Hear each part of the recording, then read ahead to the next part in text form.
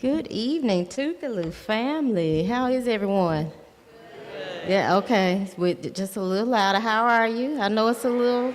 Okay, good deal. Okay, well, before we get started this evening, before we applaud and reduce this moment to an event, we are going to ground ourselves. So if you will indulge me, I would greatly appreciate it. So if you are willing and able, I would like for you to place both feet flat. If you are too short, just let them dangle. It's okay. Sit upright, not rigid, right? Be comfortable and attentive. And take one slow breath in for me. And release it. Now I need you to locate your pen and your notepad. And let us be reminded that this is a lecture series featuring prominent leaders across this great nation and globe. So you're not here just to observe, you're here to reckon. And we want tonight to be both an examination and entertainment. So do me a favor, look to your left. Now look to your right. It's gonna feel weird at first. In this room are educators, organizers, students, public servants, community members, people who influence policy, culture, curriculum, capital, and conversation. So allow us to take inventory for one moment. My MSJ fellows, if you will join me at the front, please. Thank you. Yes, absolutely.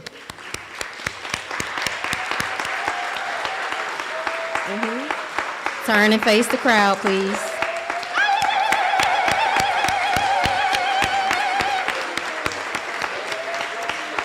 All righty. So we're gonna, thank you. So we're gonna be active participants in class this evening, okay?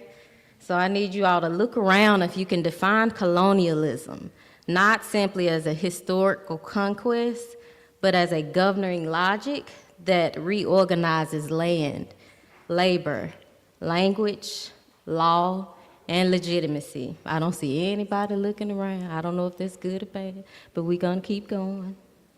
So I need you to look to your right now if you understand that the displacement of indigenous people was not incidental. Okay, and my fellows are taking inventory. We're gonna continue this conversation. So look around if you recognize that racialized chattel slavery was not an unfortunate contradiction to democracy. Okay. Look to your left if you are aware that Mississippi's persistent poverty rates are not accidental, but are tethered to deliberate political and economic design. Okay, I see some heads moving. Okay, good deal. So look around if you understand that state power has historically been justified through narrative, through myth, discovery, innocence, meritocracy, and lawlessness. Okay, I see a few nods. Look to your right if you've ever benefited from systems that you did not build. Very little head movement, okay. Look to your left if you've been harmed by systems that you did not choose. Okay. Look around if you recognize that in different ways, both can be true in the same room. Okay, I see some people looking around, all right, okay. So this moment isn't about guilt, you all, it's about clarity. Now we're gonna engage you physically, if you will indulge me. So I need you to stand if you believe education must disrupt complacency. Only if you're willing and able. I need you to stand or remain standing if you understand that neutrality in the face of injustice is itself a position. Remain standing if you are willing to interrogate your proximity to institutional power. This is good. Now look around. Notice who's standing and who's sitting. Now remain standing if you are willing to move from awareness to responsibility. Good job, class. So I need you all to notice who's standing, who remains seated. If you are willing to question the narratives that sanctify conquest and criminalize resistance, remain standing for me. Okay?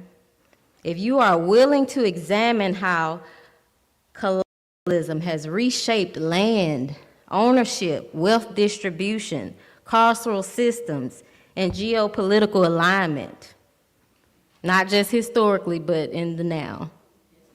Okay, good job. You all may sit. Thank you. Now, I didn't say you were done. Come back, fellows. I said you could sit. All right, so one more moment. If you are only willing and able, I need you to reach your hands to the individuals on your left and right. What you're holding is labor, labor that built infrastructure, labor that harvested land, labor that generated capital, labor that sustained institutions. Much of it is uncompensated. Much is unacknowledged. For centuries, the liberty of some was subsidized by the disposition of others. So while you're holding on to those hands, I want you to consider these three questions. Whose labor sustains my comfort? Whose land underwrites my security? Whose displacement funds my stability? Now gently release, but do so with awareness. Now this speaker series, fellows, you may be seated, thank you. This speaker series, you all, centers international solidarity, oppression, and radical thought. Radical not meaning reckless, but meaning returning to our roots. And tonight, before Amanda Seals speaks, the question before us is not whether injustice exists, but the question is whether we will continue to rationalize it. Thank you all for joining me. I will now turn it over to my colleague and partner in peace, Professor Liner.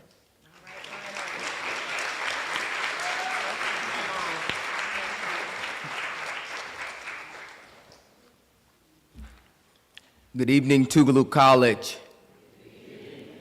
I said good evening, Tougaloo College. Good evening. That is the kind of energy that I thought would permeate these walls. Shallow understanding from people of goodwill is far more frustrating than absolute misunderstanding from people of ill will. Those words articulated from the confines of Birmingham jail by Dr. Martin Luther King Jr. echoes everywhere, ubiquitously, I might add, as he sought to examine tensions that have yet evaporated. And on one frame, those tensions were conviction and comfort, and in another frame, those tensions were moderation and moral clarity.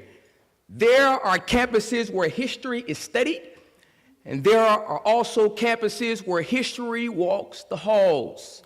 Tougaloo exists in the latter. The scholars who have meandered inherit not only buildings and pedagogical sophistication, they inherit a tradition rooted in intellectual courage.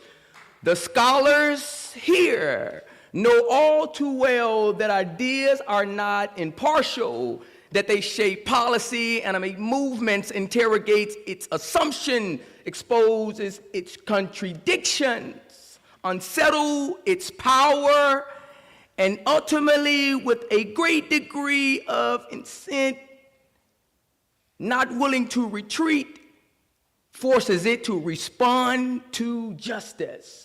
So it brings us to a prevailing query posited by Amanda Sears. Was Dr. King really radical?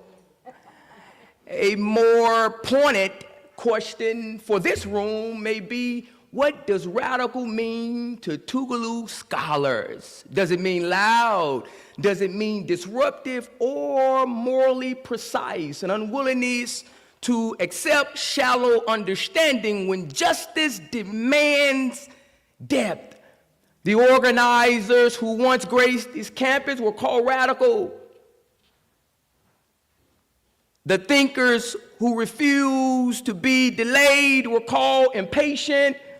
And those who saw education as a means to confront injustice was said to wait. But history, I contend, has a way of revising its concordance. And Amanda Seals asks us to revisit that vocabulary. And in her work, she asks us to reconsider how dissent is remembered, and ultimately how critique is oftentimes softened over time. These questions, probing ones, I might add, belong right here. So on this evening, I ask us to not simply revisit the prevailing themes and connotations, but we seek to examine how courage is defined, how exigency is measured, and when does moral clarity become no longer convenient. So on behalf of Tougaloo College, the Board of Trustees, President Lee, and Cabinet, our illustrious scholars of past and present, it is my deliberate appreciation for the intellectual seriousness of this moment to invite you to allow this evening to press you to think more rigorously, ask questions that don't allow you to operate in a stratosphere of shallowed understanding, and in a place where scholarship has always been accompanied by conviction. We welcome a voice that is unafraid to ask the questions, probing ones I might add, that force us to sharpen our thinking. And so in the spirit of those who have sent us and in the spirit of the shoulders in which we stand on, I ask you subtly, very profoundly, to help me welcome an artistic intellectual to not only Tougaloo College, but Woodworth Chapel. So on this evening, join me in a very loud chorus in welcoming Amanda Seals.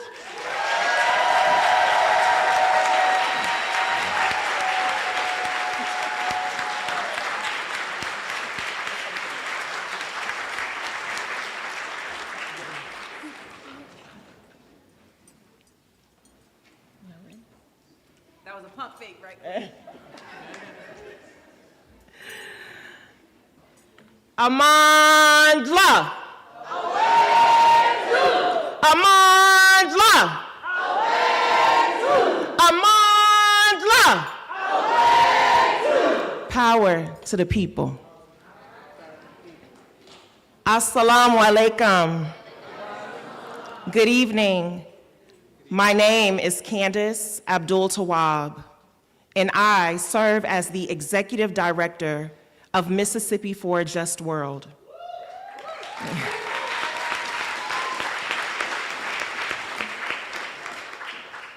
I am honored to have co-founded this organization alongside Palestinian-American Imad El-Turk, a man whose life purpose has been shaped by profound personal loss, as 17 members of his family have been murdered in the Palestinian genocide. And I would like to take a moment to acknowledge him, as he has made such a sacrifice, and he fully supports the work that we do. Fully supports the work that we do. Brother Imad.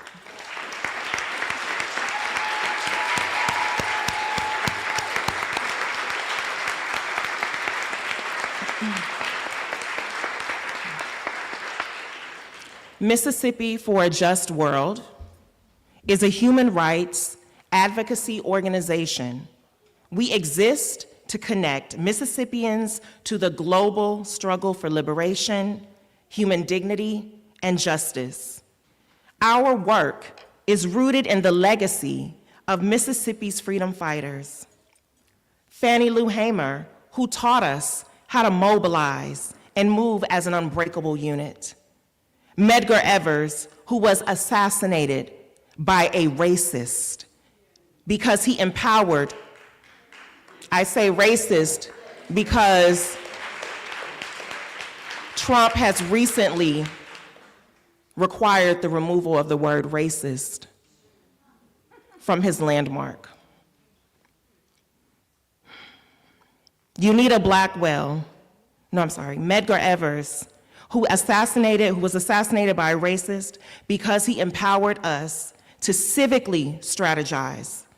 Unita Blackwell, who showed us how to govern our own communities.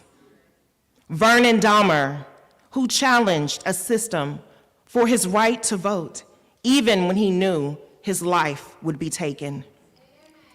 James Earl Chaney, who was murdered for organizing the youth on the front lines. Hollis Watkins Muhammad, who taught us about long-term stabilization and institutional building. And so many others, whose courage and persistence laid the blueprint for resistance and radical transformation. We believe their legacy demands not just reverence, but action. We hold firmly that the fight for justice in Mississippi is inseparable from liberation struggles worldwide, whether in Palestine, Sudan, the Congo, Haiti, Venezuela, or anywhere in the world where people are subjected to state violence, occupation, and erasure. Since our founding, Mississippi for a Just World has stood boldly and unapologetically on the side of justice, even when that stance has come at a cost.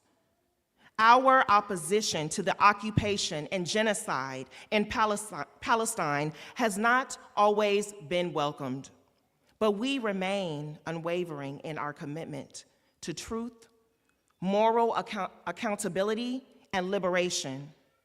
Our lecture series, Voices for a Just World, is committed to bringing dynamic, radical, bold, and courageous voices that will push our community to move past apathy, move past fear, and move past complacency. Tonight, we move on the same path as our beloved Mississippi ancestor, the Honorable Ida B. Wells, a radical truth teller who documented the horrors of lynchings and the everyday brutality our ancestors were subjected to. It is she who stated, "The way to right wrongs is to turn the light of truth upon them." We are watching every single day the savagery of ICE agents who have been trained by Israeli military to hunt down human beings, terrorize and separate families, detain children as young as 2 years old, kill protesters point blank in the face, intimidate, arrest, and imprison journalists, truth tellers. I want you to take a moment. Picture the images of our ancestors, hunted down like dogs, dragged from their homes, lynched by rope and fire. Men, women, children, elders, pregnant mothers hung, bellies split open, newborns stomped to death. Black men and women being subjected to generations of sexual violence. Our communities consistently being burnt to the ground, ethnic cleansing by way of the Great Migration to the north and to the west to seek refuge from horror, the horror of white supremacy. Our entire race being terrorized so that power could remain undisturbed. white supremacy in the name of Christianity. Now, in modern times, think of the Black lives taken by state violence. The police, whose institutional origins began as slave patrols, now being trained by the Israeli police. The countless lives that seek to exist. George Floyd, Ashe. Breonna Taylor, Michael Brown, Sandra Bland, Eric Garner, Philando Castile, Tamir Rice, Freddie Gray, Alton Sterling, Corinne Gaines, and Jalen Lewis, who was murdered by the Capitol Police here in Jackson. Names that echo because they are not isolated tragedies. Now, finally, I need you to think about our Palestinian brothers and sisters. Families being bombed 24 hours a day since October 2023. Pregnant mothers being blown to pieces, exposing their forever sleeping baby still inside their wombs. Children sniped in the streets while trying to get water to survive. Neighborhoods reduced to rubble. Children buried beneath concrete. Babies starved in plain view of the world. Entire bloodlines wiped away, never to exist again. Heinous, yet familiar crimes against humanity. All done by the state of Israel and in the name of Zionism, what Black folks can recognize as white supremacy. What I have described is what happens when human life is measured as expendable, when systems decide that some people are disposable in order to preserve political power and economic comfort.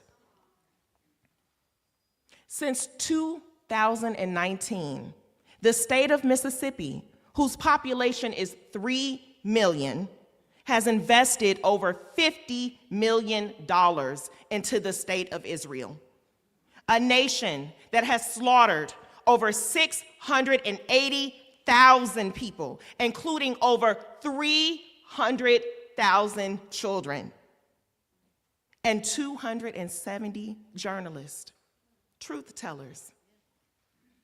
A nation that provides free health care, subsidized housing, a living stipend, free education through the university level to all 9 million of their Israeli citizens. A nation that subjects the indigenous population of Palestinians to apartheid, what we know as Jim Crow. Meanwhile, the state of Mississippi is the poorest state in the nation, while Mississippians struggle to meet their most basic needs. Families are burdened by the highest grocery tax in the country.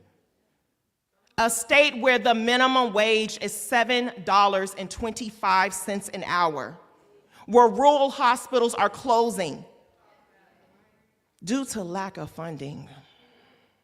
In parts of the Delta, families still rely on outhouses for their bathroom facilities. We live in the capital city, where the seat of Mississippi government lies.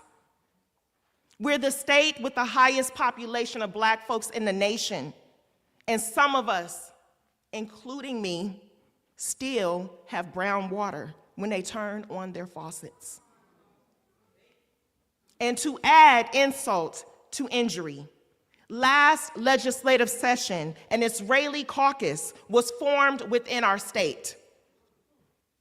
Israeli delegates connected to that effort have sought partnerships with our institutions of higher learning, Institutions born out of resistance to oppression.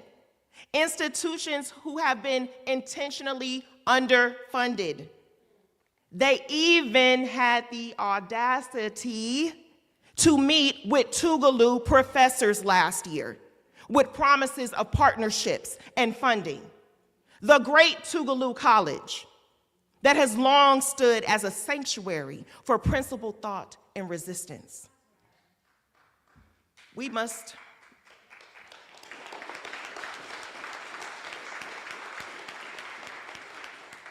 also confront the influence of money in our politics.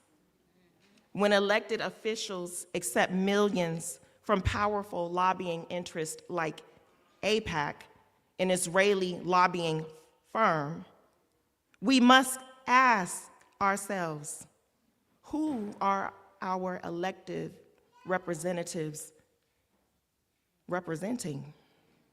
Who are they accountable to? The people or the donors? What is actually being exchanged and at what cost? What does it mean to tell the truth in a moment like this?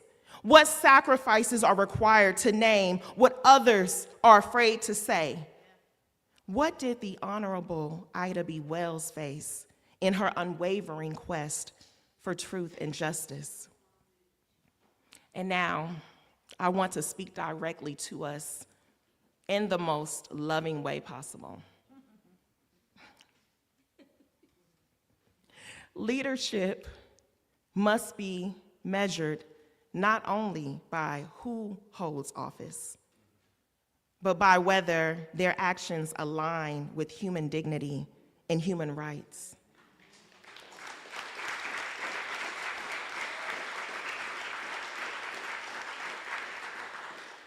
It is not betrayal to question our leaders. It is our responsibility. Do you agree? Yes. Let me say it again. It is not a betrayal to question our leaders. It is our responsibility. Do you agree? Yes. Okay. Stay with me, family, because I know how some of y'all like to tussle. About 3 weeks ago, former Vice President Kamala Harris came to Jackson.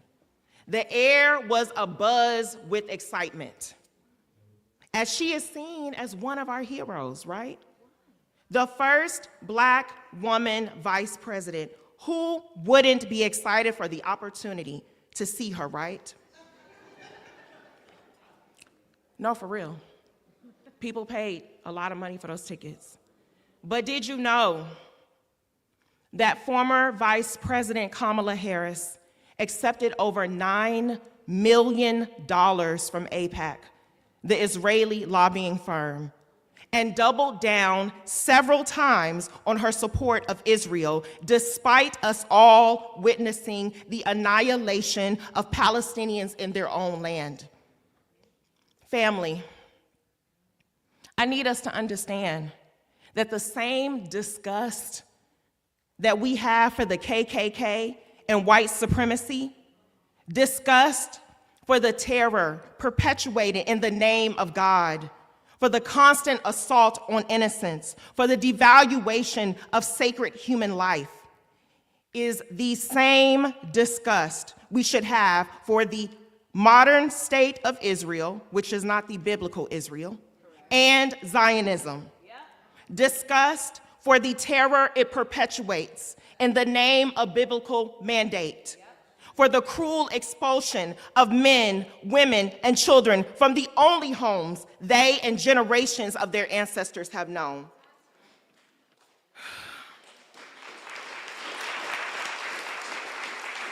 And for the devaluation of sacred human life through genocide. Dr. Martin Luther King Jr. stated that injustice anywhere is a threat to justice everywhere.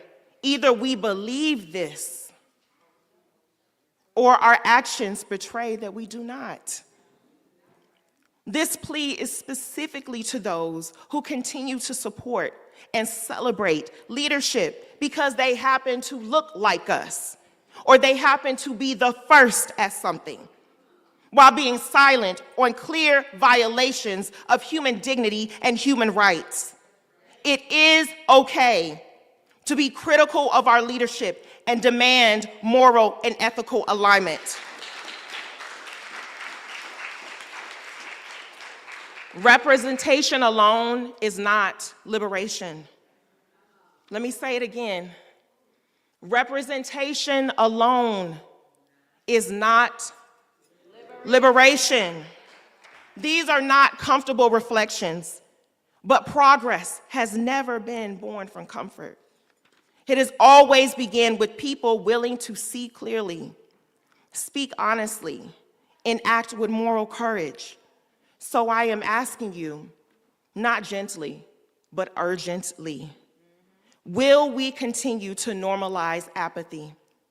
Will we continue to confuse critical discernment with being contrarians?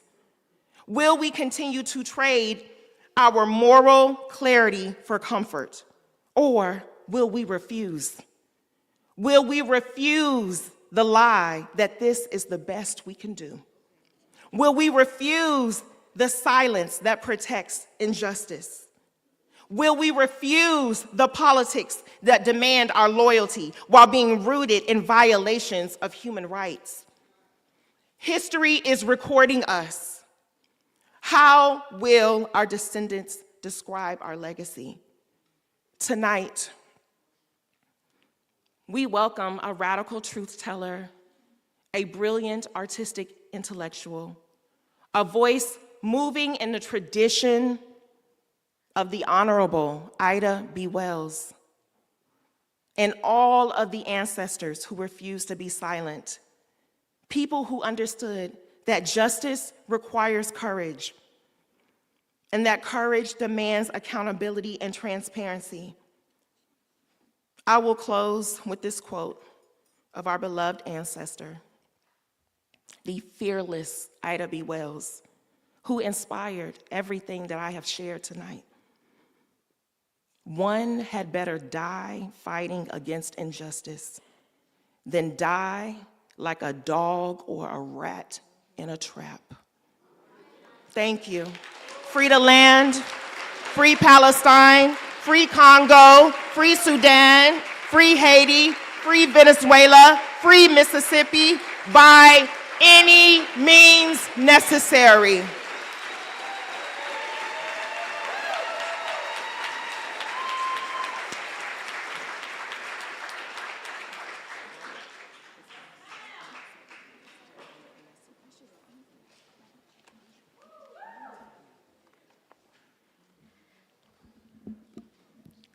Good evening, family. Thank you all for joining us tonight as we once again celebrate radical voices. This particular occasion is important as it falls between Black History Month, a time when we commemorate with intention the Black labor, Black intellect, Black innovations, and Black voices that built this country. I am Anusa Chipendo. I am a Mississippi for a Just World Fellow and a Zimbabwean international student at Millsaps College.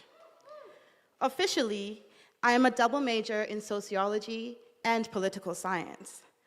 But at heart, I am an artist who believes that creativity, storytelling, and art are central to social justice. Just 2 weeks ago, in this very space, we heard from the brilliant Angela Davis, who challenged us all to do more than just talk about freedom. She reminded us that freedom must be imagined, and it must be practiced every single day until it becomes reality. Each of us has been blessed with unique skills, talents, passions. These aren't random, nor are they accidental. And if they're used purposefully, if they're used with intention, our talents can be powerful. We aren't all orators or organizers. We are musicians, writers, poets, athletes, caregivers, chefs, physicians, scientists, mathematicians, educators, designers, inventors, and so much more. What matters is that when we commit to what we love in conscious ways, when we put our potential into radical action, and when we build for our communities, our unique contributions come together in collective action for our collective liberation.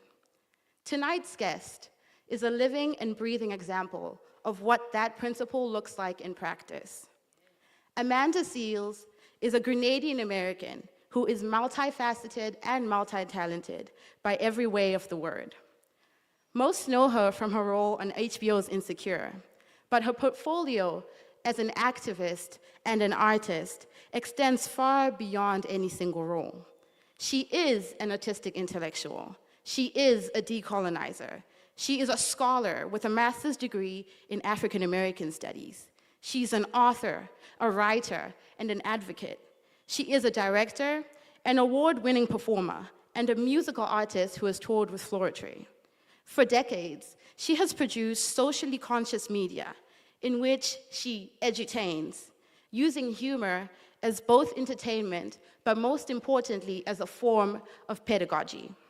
She makes you laugh, she makes you think, she makes you learn, sometimes all at once. What truly sets Amanda Seales apart is her integrity. She has never separated entertainment from responsibility and accountability. She challenges the face of power. She interrogates the root of subjugation, and she speaks honestly about the patriarchy, race, capitalism, and the everyday contradictions of being a bold Black woman in America. She refuses to soften her message to make it palatable. Neither does she speak down to her audience. She encourages transparency, authenticity, curiosity, and for us all to question the systems of oppression around us. So, tonight, we're not welcoming a performer. We're welcoming a voice that refuses erasure, a voice that asks the hard questions, a voice that reminds us that joy, accountability, creativity, and resistance can coexist, and a voice for a just world. So family, please join me in welcoming someone who speaks fully, speaks boldly, and uses her talent with intention, Amanda Seales.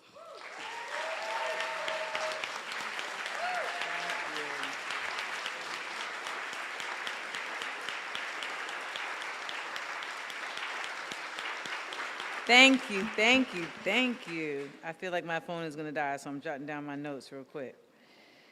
While I'm jotting these notes down, I want you to just ask yourselves, what makes somebody a leader? Because we went from voting people to represent us to calling them leaders. And I'm like, no, we're the leaders. They are representing us. They are following our lead. That is the dynamic that should be the case. However, we have found ourselves in a flip of the switch where we are constantly running behind people, reminding them of what they have promised to get into position, with no mechanisms to put in place to remove them were those promises not kept. However, that's not simply just taking place on a civics level. I feel like that's become just the mark of America, of the United States. You know, our sister was talking to us about, Dr. Lauren Long was talking to us about grounding, education. She said, education must disrupt complacency. What education? See, this is the thing we have to start getting nitpicky about. We have to start actually dissecting and really getting to the nitty-gritty about what these words actually mean. Because the education that we're receiving is so often provided to us by the same folks oppressing us. So we can't just say education. We also have to remember that what has been deemed intellectual has in many cases been decided by those who discarded that which we lived by for centuries. That which preserved this earth for centuries. Indigenous knowledge was in the way. It was in the way. It's not that it wasn't knowledgeable, it was inconvenient. Because when you know what you're grounded with, when your roots run deep, you are harder to blow over.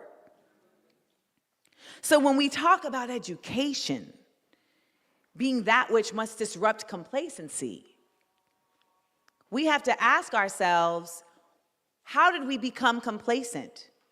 And I would argue that in many ways it is due to our education.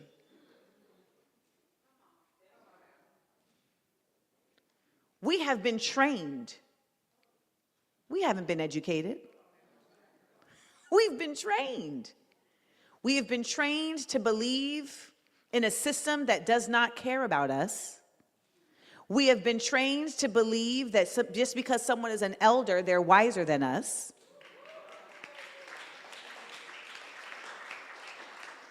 I know some old people that are not elders, okay?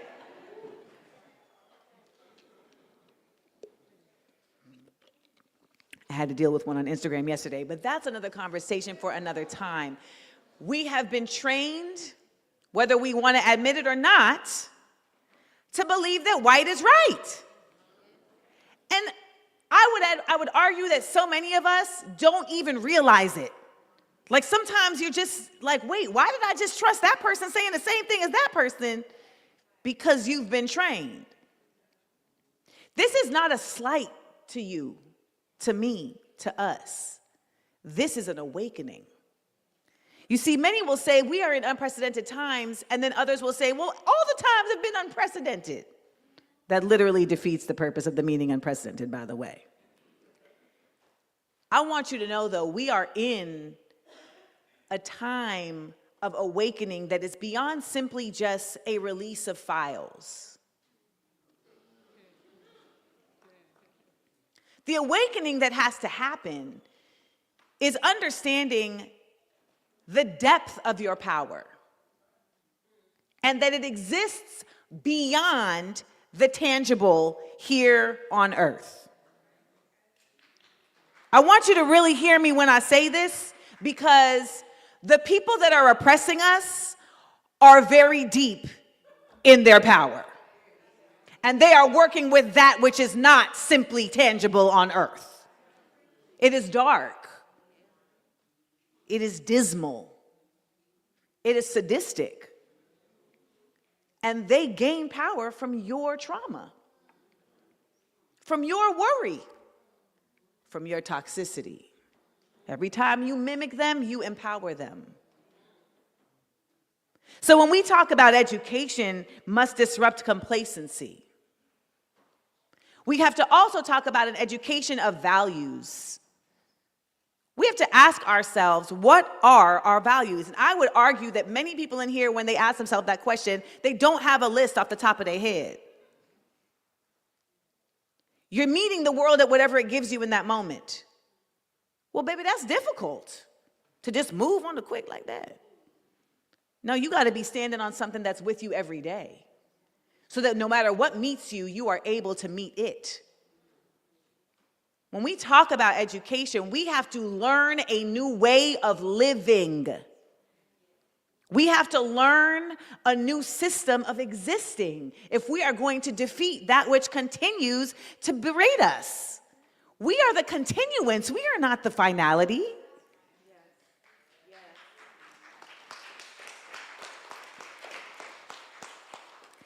My recent book, What Would the Ancestors Say?, asks us, what would our ancestors say about where we are now? And what type of ancestor are we trying to be for those coming after us? So many of us don't even think about after us. We might think about our kids, but what if you don't got kids? You're going to think about your cats? Well, the cat ain't even going to last longer than you most of the time.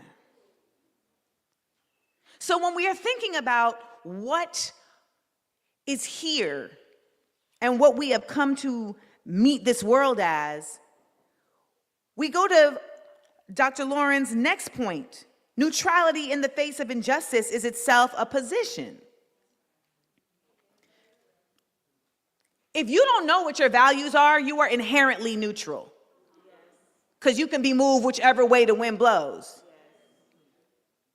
If you're not grounded in that which means something not simply to you, but to all of us, then you are easily swayed into whatever they want you to be. Where do you think coons come from? Their values are opportunism, survival. I'm just trying to stay alive. Not realizing that you are staying alive at the forfeiture of your soul. Your shell is moving, but what's that worth? I believe that we actually can live in our souls. I really do. I believe that we have been deceived to say that, well, this is how the world always has been. How would we know?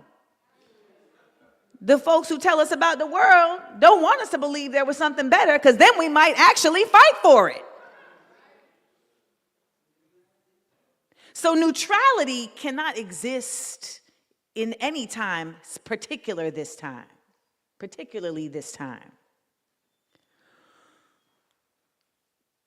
Neutrality gets couched in the misuse of the concept of nuance. The concept of, well, two things can be true at once. Should have never taught Democrats two things can be true at once. Because they done dragged that through the mud. I got people saying, well, you can be in the Epstein files, but like not be in the Epstein files. You know what I mean?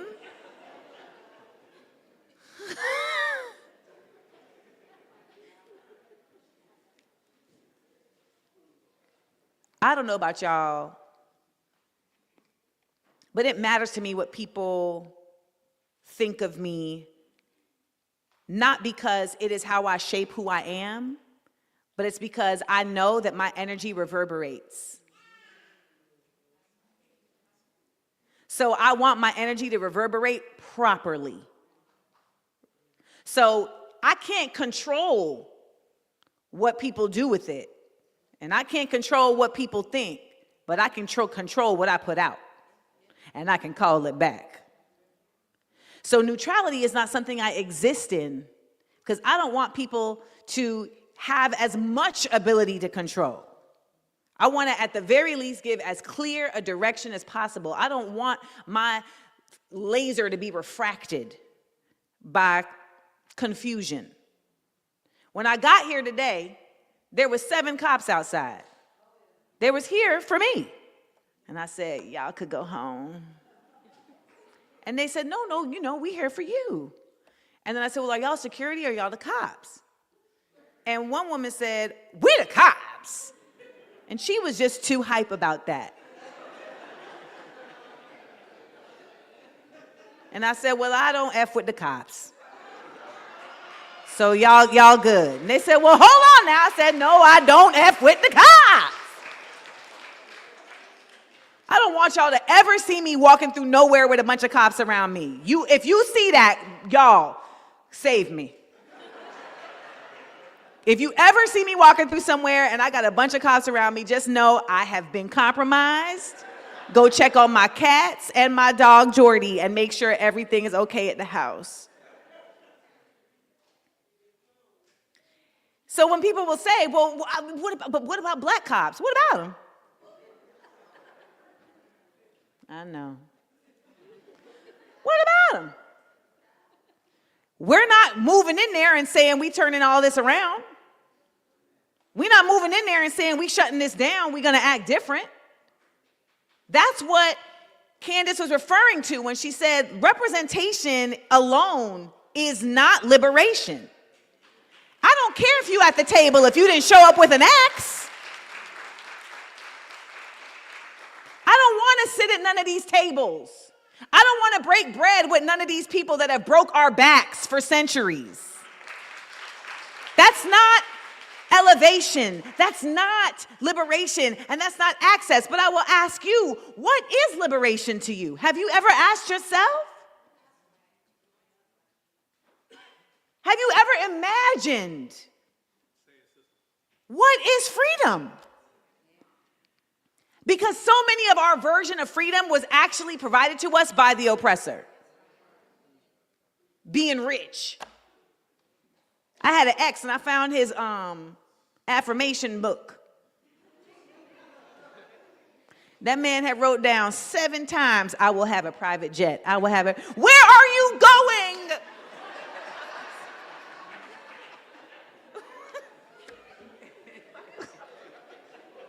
Why is that the goal?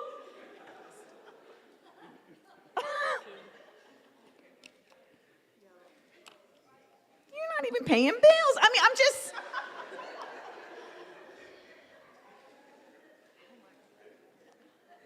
She told you it was going to be entertaining. So when we are asking ourselves, what is freedom? It really isn't as complex as some might say. You know, I always say the truth is a short route. Think about it. Anytime somebody started telling you a lie, it's usually got a long journey, right? Well, you see, what had happened was, that's the preface. The truth is typically a yes, a no, a this is what happened, pop, pop, pop. Once somebody started taking you on that ride, you already know, well, now see, this is some BS now. The same is with freedom. Freedom is simply the opportunity for your soul to exist without being in opposition with the world it exists in.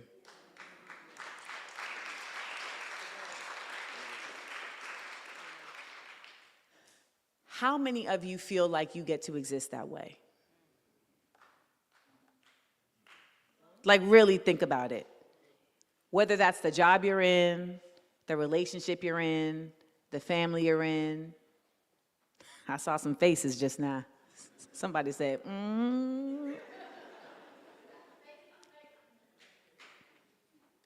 That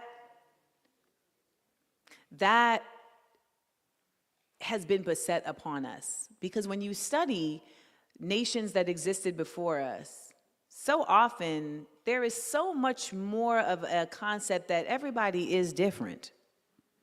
And that's a welcoming. That is valuable to the tribe. Difference.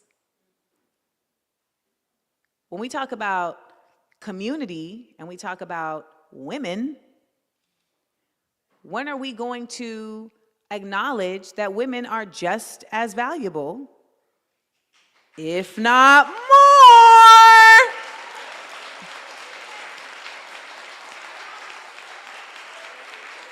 to the sustaining of the community? Men, y'all got stuff too. Don't let me trip.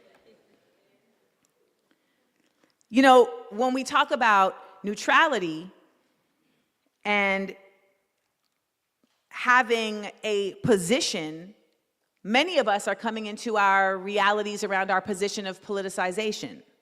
What are politics? Right? A lot of people say, I don't care about politics. Well, politics cared all about you. I don't know if anybody in Mississippi can say they don't care about politics. Because Mississippi, they done politics y'all to death. Literally. So when you ask yourself, where does my politics lie? What you'll see is there's 2 types of people. There are people whose politics lie in a concept around economics, career, right? Positioning. And then there are people who understand that politics is living. Your politics is aligned with how you get to live. These people's politics don't want you to live. And they're no longer just white people. So we also have to become far more investigative around who we deem as sharing in our values and our politics. We no longer can operate in the same mind frame of the civil rights movement. We have moved along in time, and we have those lessons. We also have a whole new era of cooning. Cooning is a career now. It's a career path. It's a weapon. It's always been a weapon. However, now it is so easy to just simply wake up one day and say, you know what? I think I'm going to sell black people out for money. Let me get on this Instagram and get busy. The thing is, though, you don't even got to be on the internet to be doing that. You could just be in a position at a college and not caring about the students.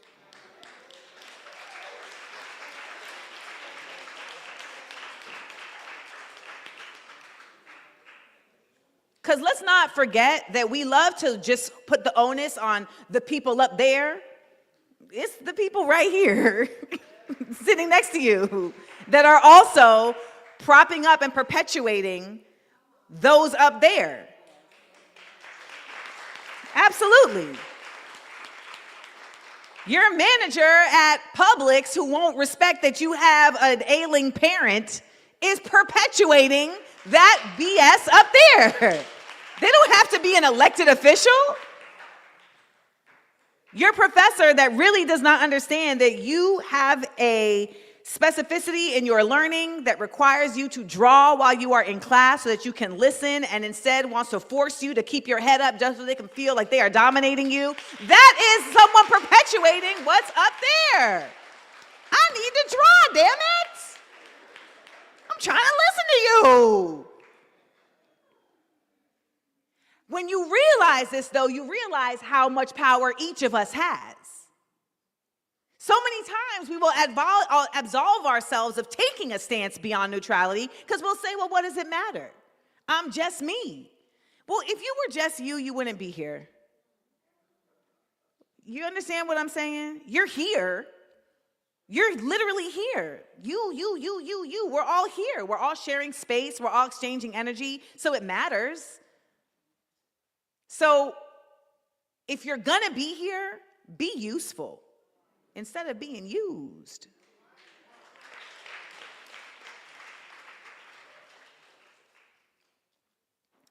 Now, Dr. Lauren Long continued by saying, interrogate your proximity to institutional power. And that is exactly where we are at in this talk. Are you trying to get on? Because that's the thing a lot of people want. I keep hearing everybody talk about, I'm trying to get on, or I'm trying to get what? The bag. Everybody want the bag. Well, I'm going to tell you, I done had the bag. It's overrated. Okay? There was a very obese man from Brooklyn who once said, more money, more problems.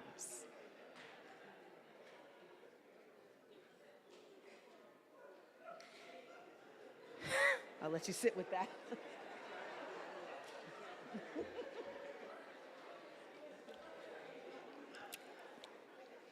My millennials get it. The rest of y'all can Google it. It was all a dream.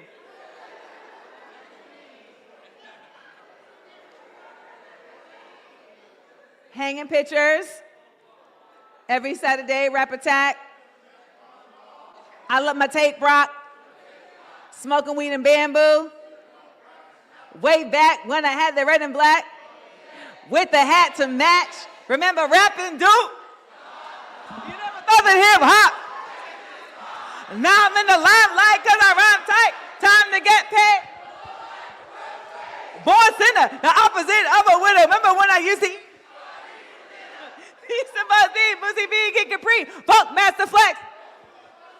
I'm living life like you thought I would. Call the crib. Same number, same hood, and it's. And if you don't know,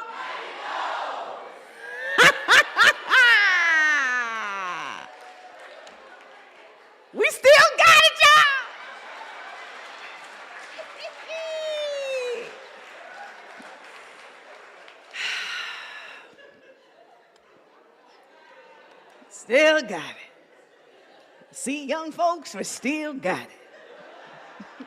They're over there in their quarter zips like, this is corny.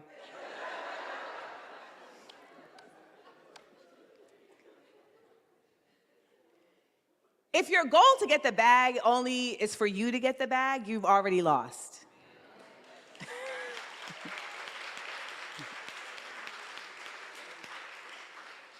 I've literally spent my whole career in a let's us get the bag, only for the person who I'm in the us with to then turn on me. And I'm like, dang, we was getting the bag. Ah.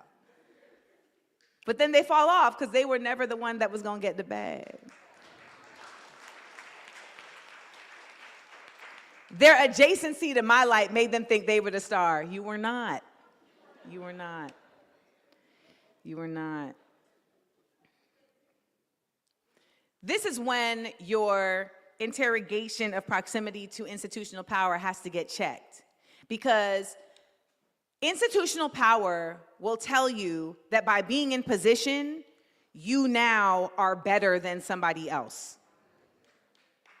That's what it does. It's hierarchy. I'm higher than you. And not enough do we see those positions as, no, it doesn't mean I'm better than you. It means I have more responsibility. And that responsibility is to you. The best managers are ones who understand I'm here to manage these people's lives who are a part of this, not manage the work that they create doing this. The productivity nonsense is out the window. We are in a time where we have to understand that our proximity to power is literally just to be used to create more money for a small amount of people, to continue to keep us in position to make more money for a small amount of people, to continue to, you see where I'm going with this? It's a conundrum. So how do we stop it? That's the question we have to keep figuring out over and over again. How do we stop this? Because people want to strike, but they want to strike on a Friday from 2 to 4 every other month, except for Target. You know what I mean? Like, it's like all these caveats. And I understand because we don't feel like we have a safety net of us. So we don't feel like we can disconnect from the proximity of power because we feel powerless. So what happens when we then empower each other? What does that look like? That is the work of your community. Empowering each other. And I'm not saying nothing you haven't heard before, but we got to keep saying it over and over and over again, because maybe the last time you didn't have an idea, but this time I said it, you're like, oh, actually, this time, you know, right after she did the Biggie verse is when I remembered that what we could do is, like, it's like affirmations. We have to keep drilling this language because it is a spell that can really inform us. It is prayer. It is incantation. It is love. What is the work that we can be doing? What is the way that we can be existing as us? We have never been taught how to do that in this land. We have actively been taught how not to do that. Even when we were finding ourselves in fields, when we were sharecropping, it's always been under the greatest of duress, and the us was always under the mindset of survival. You're being forced to choose. Mind you, there is enough for everybody. So that's also why you have to interrogate your proximity to power, because so often power is presented as scarcity. There's only enough room for these 3 people to have this position and to know what they're talking about. Well, but there's a whole community here, and we don't even like them. So the proximity to power has to be interrogated, as well as the quest. What does power mean that you are seeking? Are you seeking a position because you want to be able to do to others what has been done to you?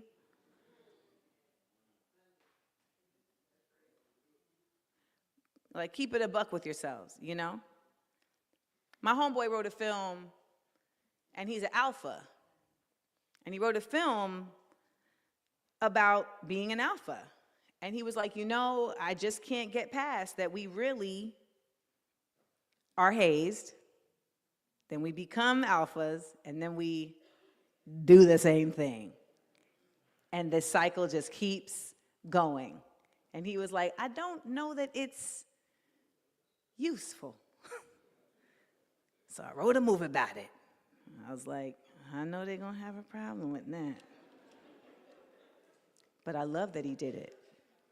Because the interrogation to power is going to come first and foremost by the artists.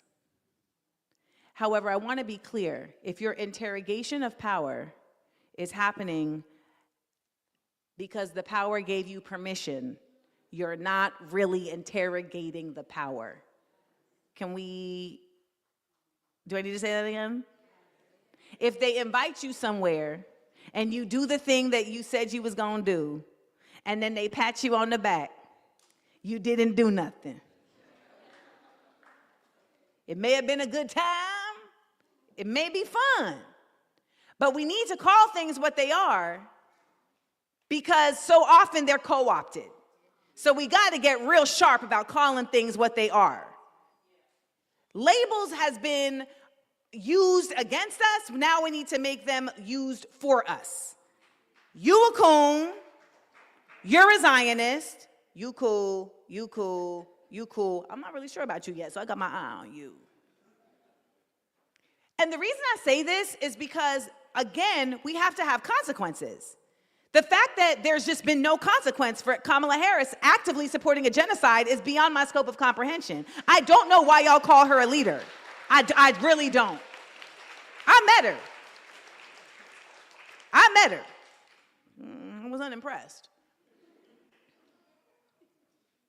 Is it really an accomplishment to be the second in power of the greatest imperialist nation? Is that something that we're really lauding? Wow, you get to be the second in power to bomb all these people for no damn reason. Why is that an accomplishment? I just need us to interrogate this. When we talk about these positions of power, I see y'all getting uncomfortable, so I know I'm cooking. When we interrogate positions of power, it becomes uncomfortable because we have been trained to believe that our liberation will be assimilation. Y'all love Obama. Bomb is in his name. That man bombed more folks than any president before him. He deported more folks than any president before him. But it's cool because he's black doing it? That makes it worse to me. And some would say, well, why would you expect anything different? Because Medgar Evers was assassinated not because he was fighting for the right for us to vote. We already had the right to vote. He was assassinated because, as Candace said, he was reminding folks of their power. The only reason black people should be in politics is to remind us of our power as a community and to empower us, period. We have never had equal access, ever.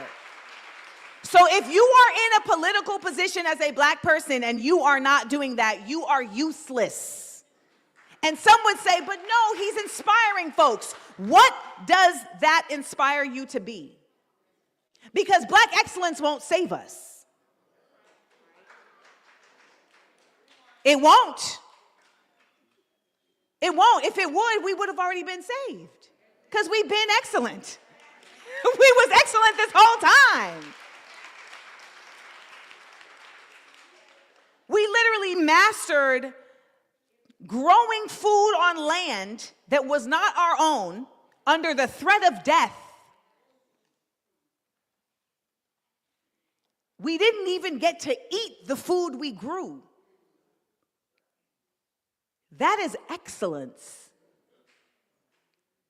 We learned an entirely different language, and we managed to stay alive though our spiritual grounding was completely severed. I don't think y'all really understand how real that is. When Palestinians tell you we will not be taken off our land, it's because they believe we are the land. Like our physical, we are the land. Black people, we have had to be the land. We didn't get to connect to it. So we have had to be the soil. Our bodies are the soil. And we don't acknowledge that enough in how we support that which seeks to colonize our bodies. So if we are supporting folks in positions of power that support those that actively weaponize our bodies against us, we are literally harming ourselves. Someone like Kamala Harris is literally, she refers to herself as the top cop. Now, as I mentioned earlier, I don't like cops. However, the office of the presidency has never, at any point in time, been one of merit. It has never been one of moral character. It has never been one of ethical caliber. So why on earth are we heralding someone being in that position if they're not using it to bring values into a space where they are bereft? You're quiet. You're quiet.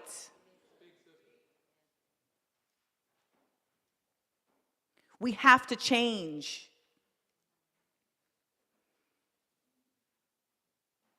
We have to change. There's no other fancy way to say it. This is the time of reckoning. You know, the earth is round, it moves, whether you're a flat earther or not, it's round.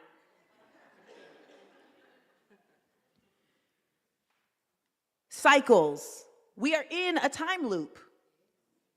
We are in the 60s, but with high-tech surveillance. We have the knowledge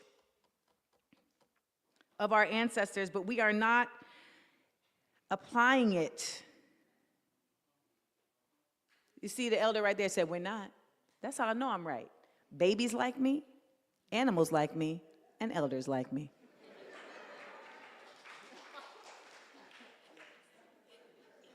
When people be mad at me on Instagram, I'm like, you don't understand. Babies like me, animals like me, elders like me. I'm good. All my heroes rock with me.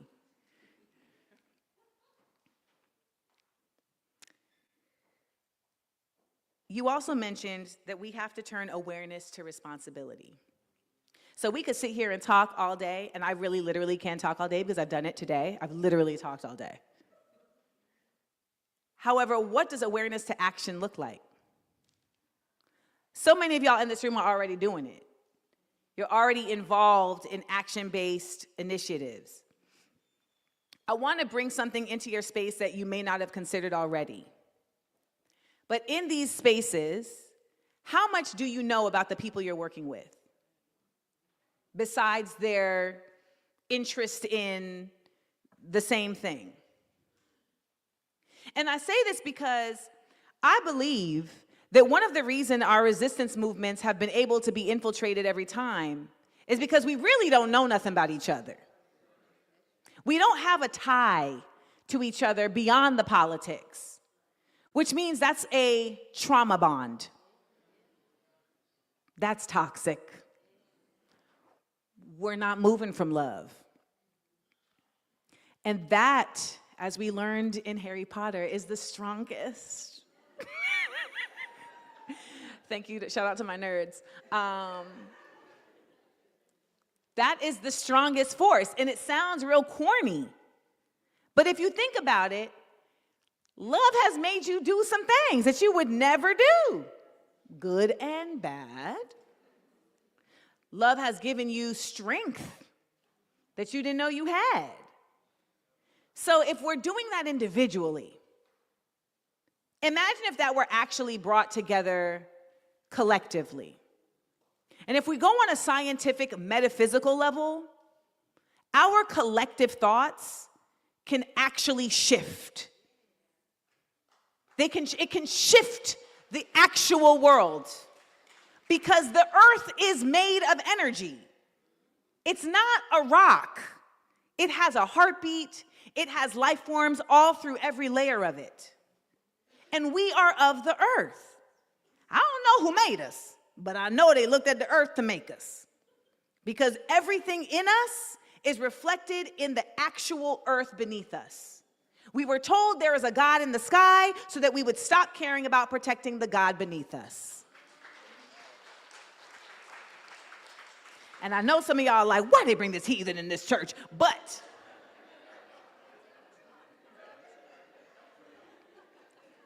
I rebuke that because God is everywhere, so ha.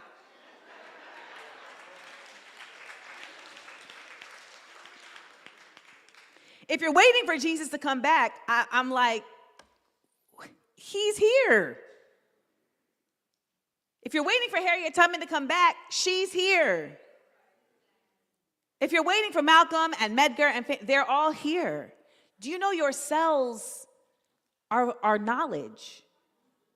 Your cells are like heirloom seeds. Do you know what heirloom seeds are? We in Mississippi, I don't know what heirloom seeds are. Okay. You see how I got that? We in Mississippi, I don't know. Why am I talking like that?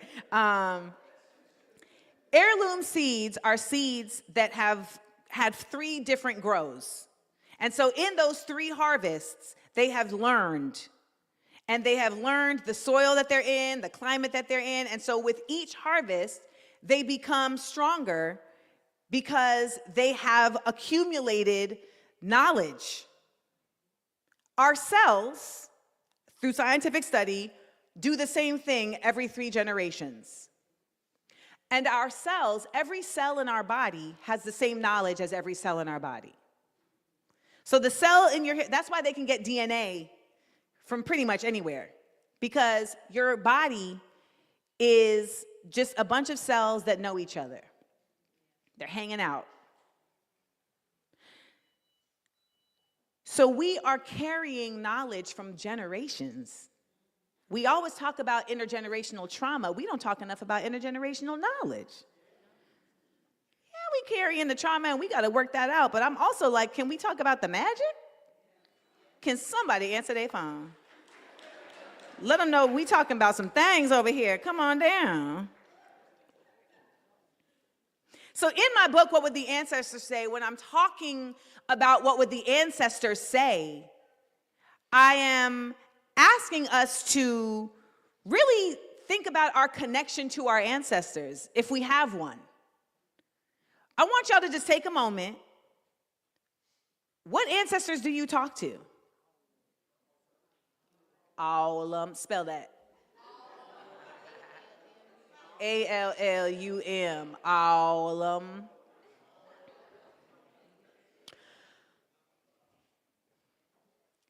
When we are communing with our ancestors, we are reminding ourselves. There's a lot that needs to be learned, y'all, if we're going to meet this moment. However, there is so much that we simply just need to remember. It's already in us. I was talking to a homegirl of mine the other day, and she said, you know, your ancestors on the other side show up different than they did here. And I said, exactly. I said, what you mean? She said, because they're pure on the other side. The soul that's on the other side is the soul they had when they got here, not the soul that was tainted with being here. Because so much of being here ends up moving your soul in directions that shape you into hardness, right? That shape you into fear, that shape you into anger. And next thing you know, you can't even remember what your soul was because you living behind 4 or 5 layers of some other stuff. I'm trying really hard not to curse because we're in a church, okay? But she said, over on the other side, when you're communing with your ancestors, you're communing with them from a pure place. And I said, I want to challenge myself to be that on this side. How do I get myself to that pure place on this side? And what that requires is everything that we have discussed. It requires real work of the self. It requires real commitment to being wrong and owning that and shifting. Not being wrong and saying, well, I'm human, I make mistakes. Because we do that and then we make the same mistake. But at that point, it's not a mistake, it's a choice. You knew it was whack when you did it the first time, but you didn't think you was going to get caught. Someone over there, caught. And the reason I want to encourage this is because when you are seeing a world where moral clarity is not only inconvenient, it is considered a problem, it means that we need to shift to make a world where moral clarity is convenient and also is expected. I don't know, when we started lying like people be lying, y'all notice people be lying? I did not know people be lying like that. People really be lying. Cut it out. Ask yourself, why do I be lying? People be pretending, avoiding. Ask yourself, why am I avoiding? Ooh, you avoiding. He looked up real quick. Oh, she's talking to me. It was Freudian. Passive aggression. What's that about? Cut it out. But the bottom line about all of this is that it really comes down to the fact that you do have the power in you to change this world. And it's going to start with you. And, you know, it's nothing new. Gil Scott-Heron said the revolution will not be televised. He didn't literally mean televised. He meant that revolution happens within you. We are all a revolution. And in how we interact with this world is how we will change it. And that begins with you actually being honest with who you are and what ancestor you want to be for those coming after you. And I implore all of you to make that call. When your ancestors call on you, answer the phone. And I implore all of you to challenge yourselves to say, how can I be the best ancestor for those coming after me? And stick with it. And teach your children about this. And talk to your friends in your group chat about this. Because this is where the revolution is going to happen. A lot of people think it's going to happen on the front lines. Well, baby, we black. We're not there right now. There's other folks on the front lines that need to be there because that's where their revolution needs to happen. The white folks who was like, it can't happen to us, that's why your ass is right there right now. Because you need to experience the fear that we have had to experience just being alive every day in this place. And in that regard, we need to start experiencing the freedom that we deserve. And it's going to start with us taking ownership of how that exists in us. Thank you.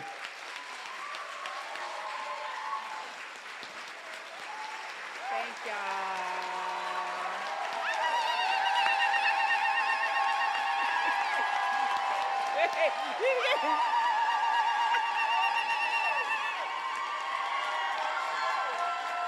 Thank you, Mississippi!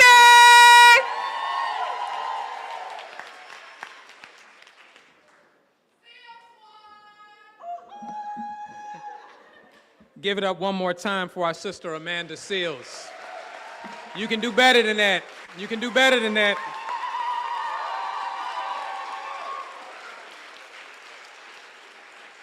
I ask that you also give a round of applause to Mississippi for a Just World, for Tougaloo College,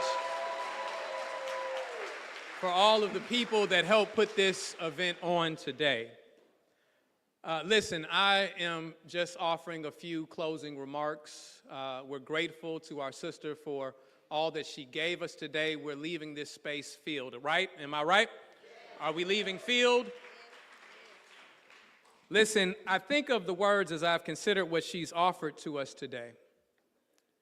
Much of what we've talked about, whether it was in the session with the students this afternoon and the questions that they had, as we talk about the struggles that we not only face as black people in this nation, but the many struggles we've talked about across the nation, I consider the words of Brother Malcolm. And what Brother Malcolm told us, he said, he said, a lie told once is question. A lie repeated often enough becomes accepted. And once it becomes common sense, it stops being investigated. He said, this is how deception survives. And so this exercise today, listening to our sister speak to us, and the time that she spent with our students today is about teaching our students that we don't want to tell you how to think. We're teaching you that you have the power to think.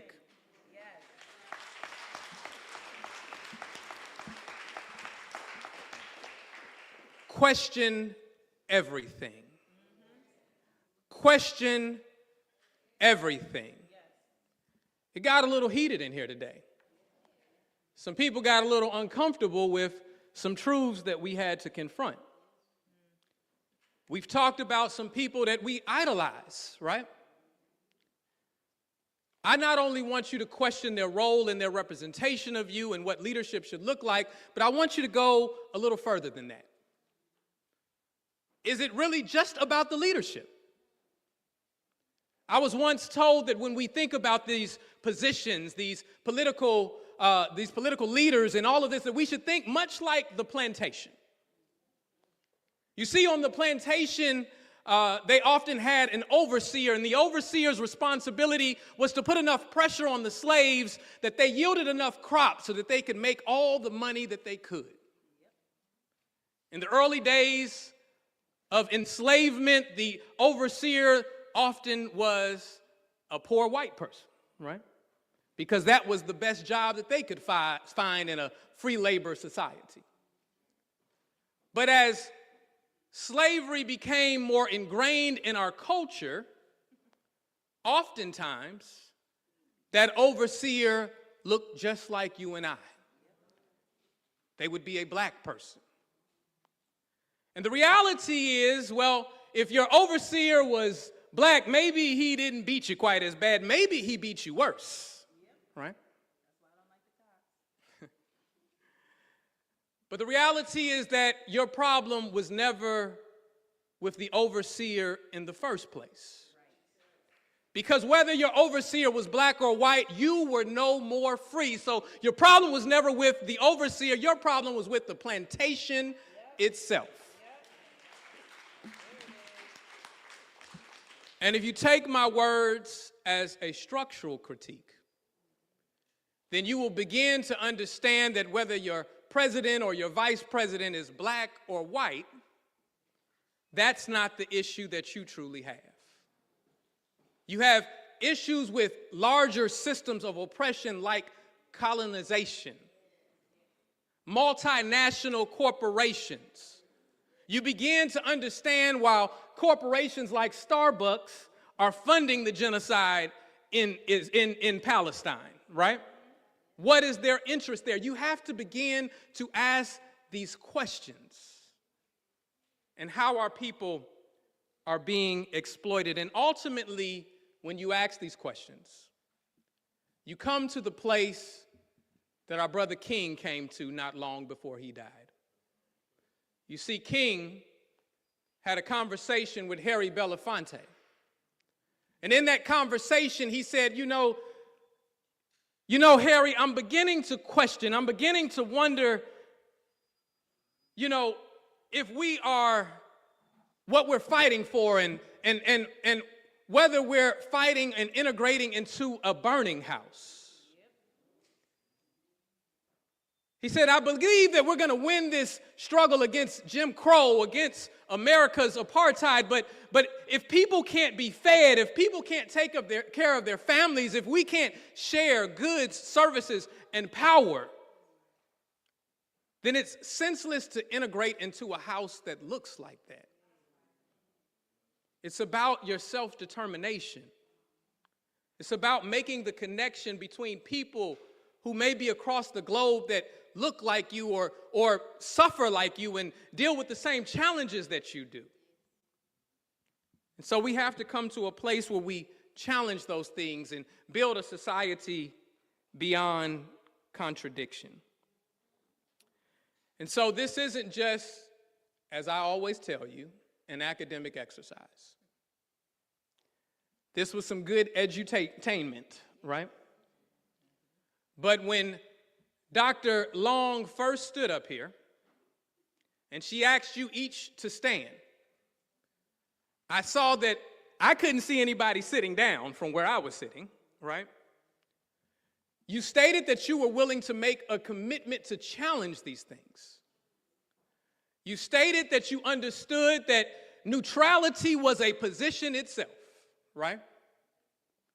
And so we're calling on you to be a part of what we're building at Mississippi for a Just World. We're calling on you to understand that we are more powerful in our numbers than the systems that oppress us.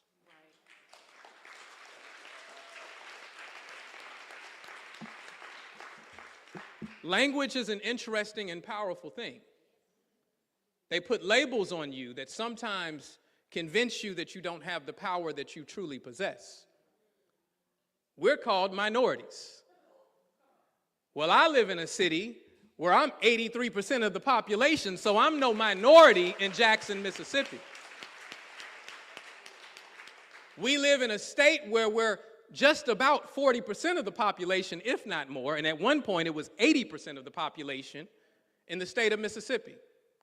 And more importantly, when we look across the globe, people of color make up the majority of this world. And so if we start making the connection between Jackson, Mississippi to Palestine, then we realize the power that we possess. So I'm going to encourage y'all to take your programs here, take the QR codes. That's an inside joke for those that weren't here, all right? Take the QR codes that are on your programs. Please learn more about Mississippi for a Just World. Learn more about this partnership that we're building with Tougaloo College. We thank Tougaloo College. Again, give it up for Tougaloo College.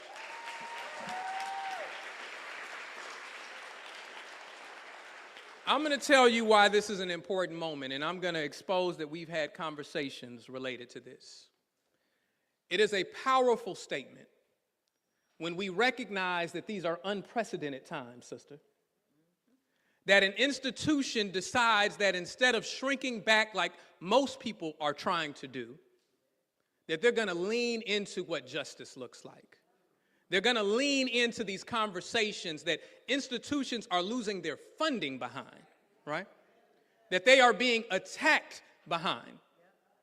And so I want the Tougaloo students, I want the Pineywood students to realize how important of a moment that you're sitting in the midst of, right? That people are being intentional around your liberation. I love my people. And I want to fight for a world beyond contradiction because I have two little girls at home that I feel that I owe it to. And that's what you're being delivered right now in this moment. And so again, thank y'all for joining us. Please, please, please get involved with Mississippi for a Just World. And one last time for our sister, Amanda Seals.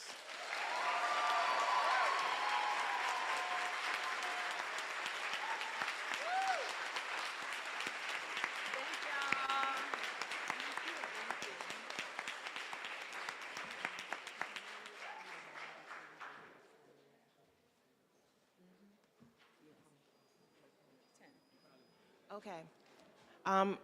Amanda is going to do a book signing. We are going to hold it at Warren Hall, which is the cafeteria, not far from here.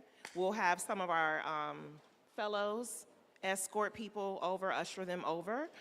She will be there soon. We're going to give her a moment to take a break, eat some food. But please follow us over there, and thank you all for coming. Assalamu alaikum.